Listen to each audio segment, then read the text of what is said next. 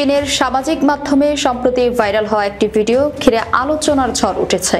ভিডিওতে দেখা যাচ্ছে একটি ড্রোন ও একটি রোবট কুকুর আতশবাজি ছুড়ে একে অপরের দিকে আক্রমণ চালাচ্ছে। এই দৃশ্য দেখে অনেকেই প্রশ্ন তুলেছেন, ভবিষ্যতের যুদ্ধ কি তবে এভাবেই হবে? যুদ্ধের মতো দৃশ্য ভাইরাল ভিডিওতে দেখা যায় আকাশে উঠতে থাকা একটি ড্রোন মাটিতে দাঁড়িয়ে থাকা একটি রোবট কুকুরের দিকে আতশবাজি ছুড়ছে, অপরদিকে রোবট কুকুরটিও পাল্টা হামলা চালাচ্ছে। দুই যন্ত্রের মধ্যে চলা এই অদ্ভুত যুদ্ধ দেখে মনে হচ্ছে যেন বাস্তবে কোনো লড়াই চলছে। কে তৈরি করছে এই যন্ত্রগুলো?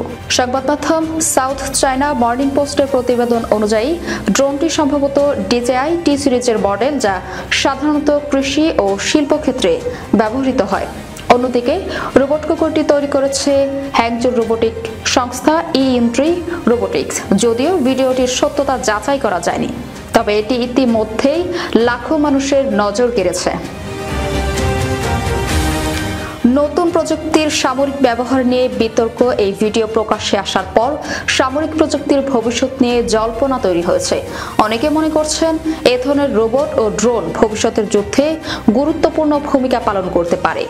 কেউ কেউ এটিকে কেবল একটি পরীক্ষামূলক প্রদর্শনী বলেও অনেকে আশঙ্কা প্রকাশ করেছেন যে এমন যন্ত্র ভবিষ্যতে মানববিহীন যুদ্ধে ব্যবহৃত হতে পারে। একজন নেটিজেনের মন্তব্য করেছেন, এটি মানবতার জন্য ভয়ঙ্কর ভবিষ্যতের ইঙ্গিত। আরেকজন লিখেছেন, এই প্রযুক্তির আসল উদ্দেশ্য কি? এটি কি কেবল পরীক্ষা নাকি যুদ্ধের প্রস্তুতি? যদিও এই ভিডিওর সত্যতা এখনো নিশ্চিত নয়, তবে এটি যে ভবিষ্যতের সামরিক প্রযুক্তি নিয়ে নতুন বিতর্কের জন্ম দিয়েছে তা বলার অপেক্ষা রাখে না।